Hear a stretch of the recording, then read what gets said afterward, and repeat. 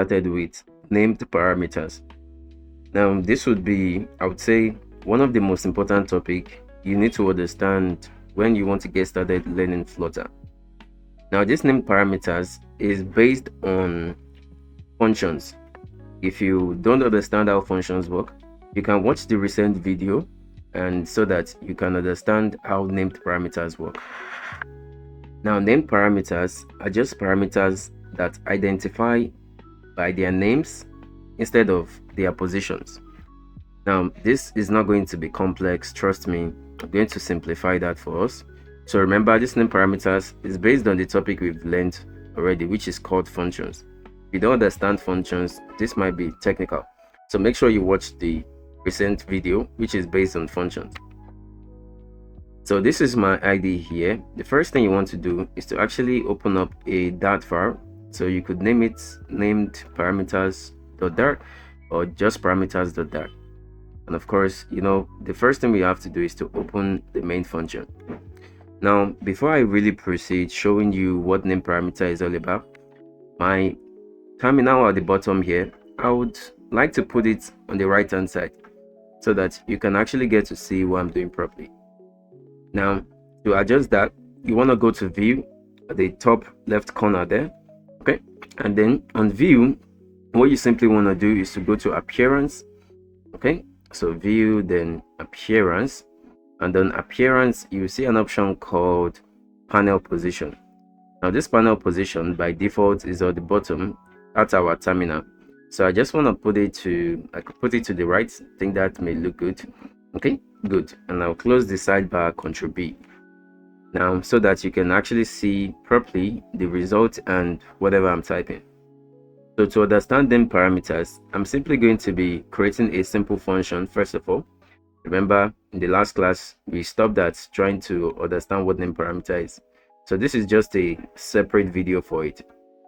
Now I'm going to be creating a function that allows people to be able to pass in their name.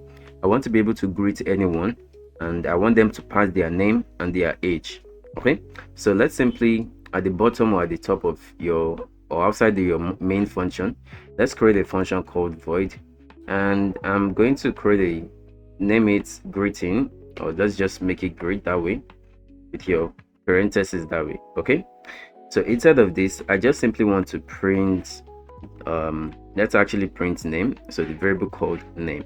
Okay, now obviously this variable doesn't exist, right? This name variable don't exist, so we are going to be registering it inside of this greet function. Remember, any variable you are simply using, you need to register it here as a parameter. So inside of the parentheses, let's just simply type name. Okay, you see that the squeaky red line is no longer going to be there anytime soon. Now I also want their age. For now, let's just make it simple. Let's actually print their age. Okay, good. So let's also register their age.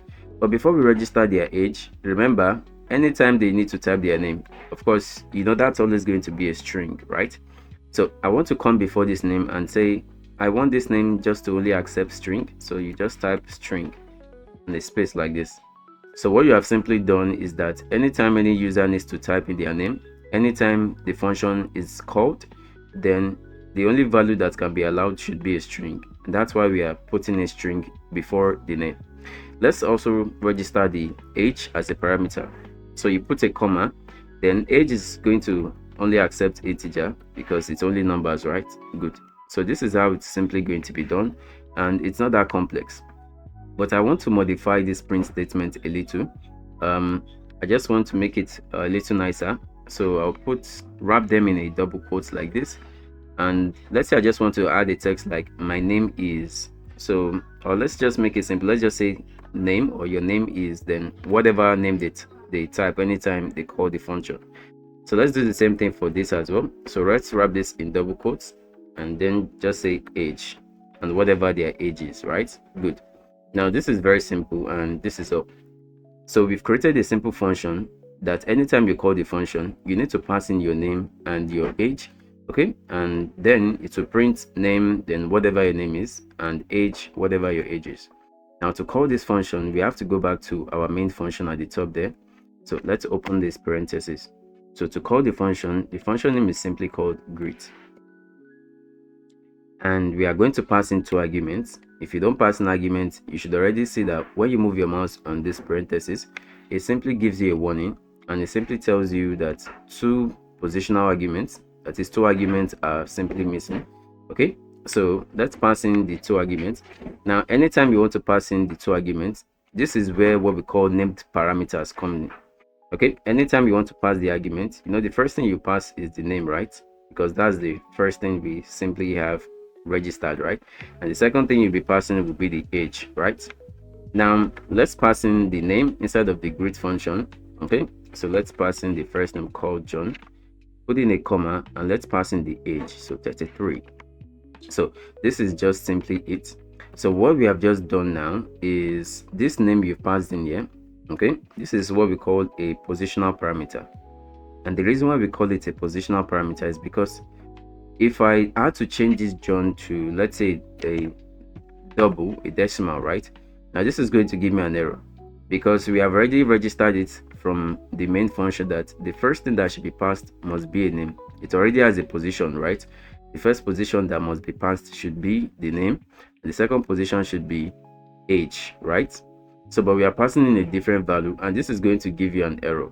Okay, so let's simply return it back to the John, and let's try to confirm this in our terminal. I'm just going to come to my terminal on the right.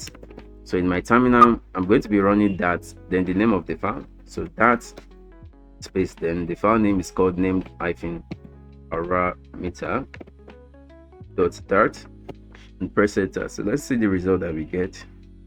So you can see that we've simply gotten the result, and the result simply returns the name, which is John, and the age, which is 33.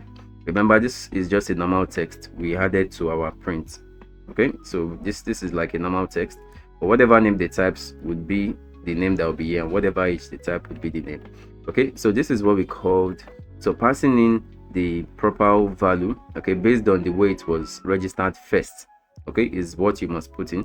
Then the 33 comes second. Okay, so this is called again a positional parameter. And if you look at what I have about positional parameter depends on the order. So the order which you passed the parameter, that is the order which you passed the values you want to accept, name and age, it must be the same way they must also pass it. So name, then we also have age here. Okay, good. Another thing is that the values must be in the correct position. So I already explained that, and that's it. So this is the way functions work normally. Okay, if you learned functions in the last class too, we tried few examples on that, right? So this is just normal function. We haven't even talked about named parameters, but I just want to make sure that you understand what function is and how to create one and how to pass in parameters and also arguments. Okay, good. Now let's actually talk about named parameters.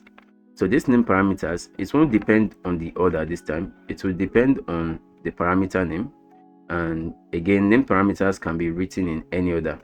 Unlike positional parameter, you have to write it in the correct position. Okay, so named parameter might just be a game changer, right? So let's actually talk about named parameter this time. All right, now to understand these named parameters in simple terms is something we have done before, and named parameters uses what we call map. Okay, and if you remember, we treated map. A map contains key and value.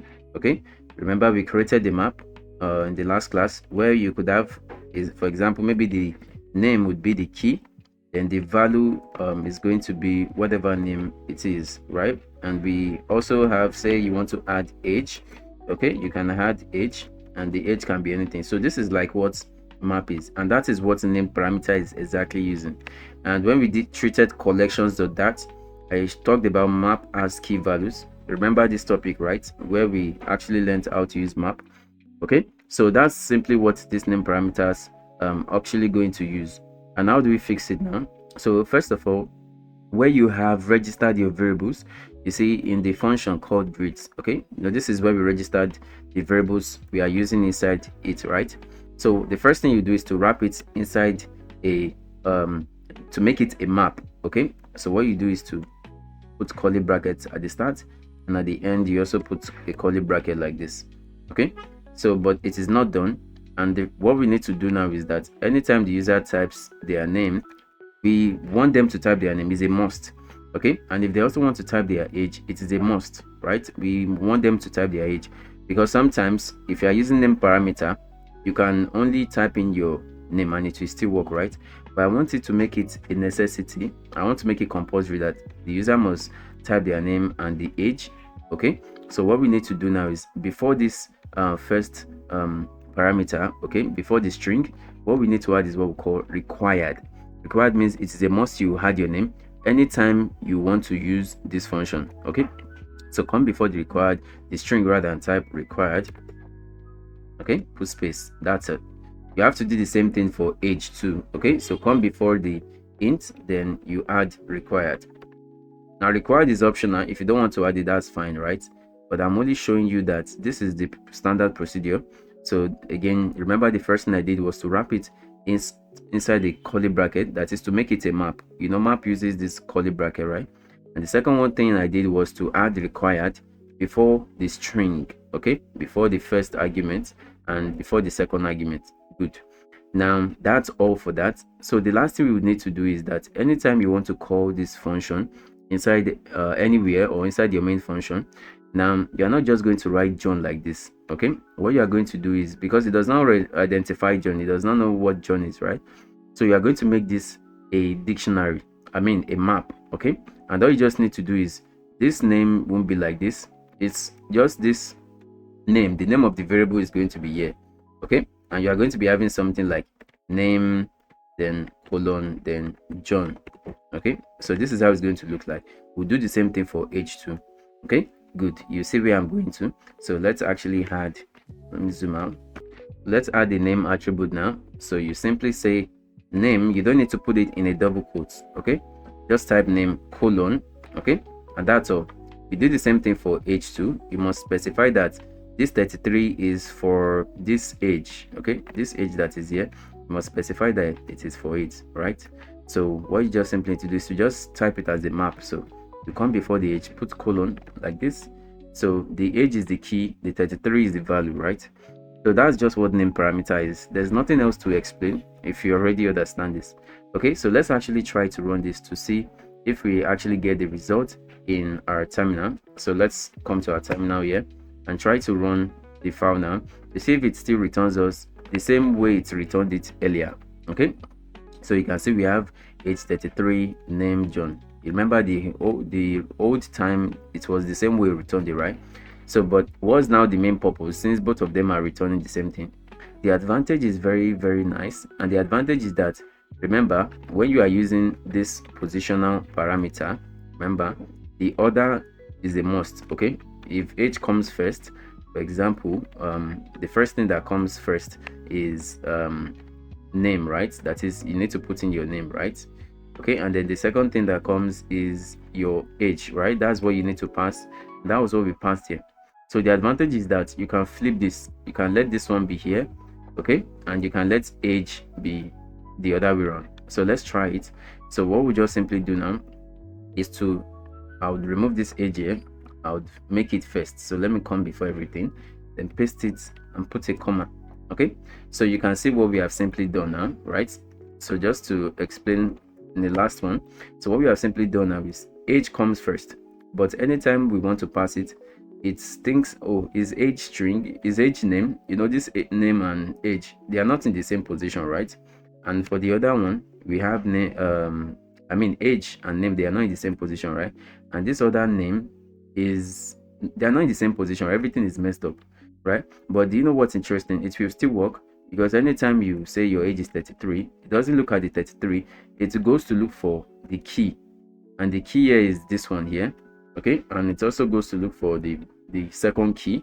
So it doesn't care which position you arrange them, as long as the key that is here is also here, and then the value that is the next second key that is here is also here. That's what it cares about.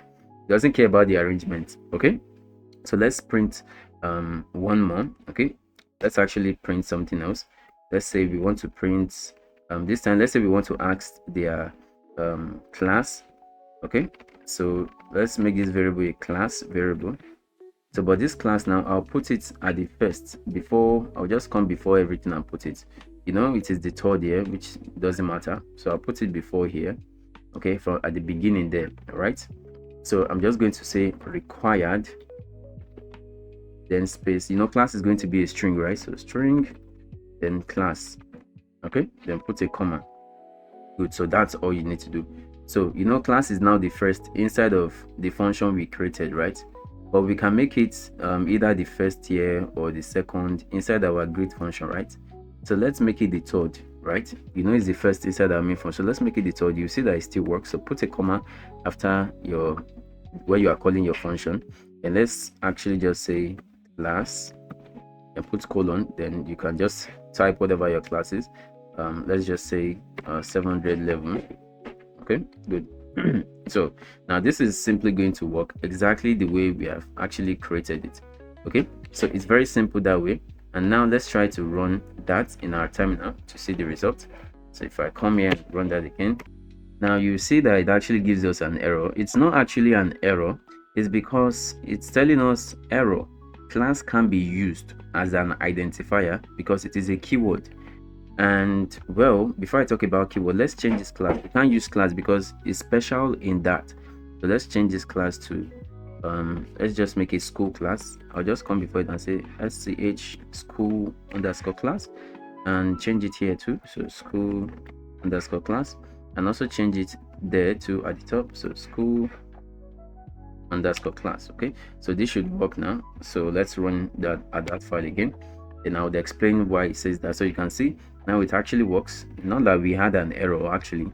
So you can see it now displays the name, the age, and the class. Okay, that's it. Good. So that's all about named parameters. And if you look at it now, it says this time, if you read it, I think you should understand better. It depends on the name of the parameter, and the values can be written in any order. You can see we arrange the arguments in any order, right? And that's it. Okay, nothing complex about all of this. All right, so if you don't get it, try to watch the video again and make sure you come back to it. Now, one thing I like to do now is, instead of everything being on one line like this, you can see the whole of my name parameter is on one line. I like to break it. So come before the very first required, let's break the second one, let's break the third one. If you don't necessarily want to break it, that's fine. Okay, then I'll come after this last one, just break it this way. Okay, good. So it looks neat like this, and whenever I'm calling the function, I also want to break it there, so it's neat. So this is how you see it in Flutter. Okay, so this is how it always is in Flutter. Okay, so when you see things like this, you don't have to be confused. It's just for you to understand how that works, and everything else becomes easy. So remember I said we can't use a keyword called class, right? So class is what we call a keyword. You see all this required, okay, is a keyword. This string is a keyword, integer is a keyword. Anything that you have been using like ints, we have actually used string, right? We have used what we call map, we have actually used what we call main. Everything here is what we call the keyword, and a keyword is just a reserved word and you can't use it. And what do I mean? For example, if I want to create a variable, let's say I want to create a variable called a map. Maybe I want to write the address of the map, and I said string, then the name of my variable will be map, and I want to set it to maybe the map, you know, whatever, right? Now this is going to give you error because map is already a reserved keyword in that you can't use it, right? Or if you are trying to create a variable like this called maybe we want to actually store something, and you are trying to create a variable called something, maybe the variable is going to be a string, and then you say int and you set it to maybe inter, okay, something like this, right? Now you can't use this variable called int because it is a keyword, okay, and that was why it was giving us that error. So that's all about name parameters in that, and make sure you simply go through it if you don't understand it. So you see, when you learn these topics, learning Flutter would be very easy to learn. Okay, so that's all about that named parameters.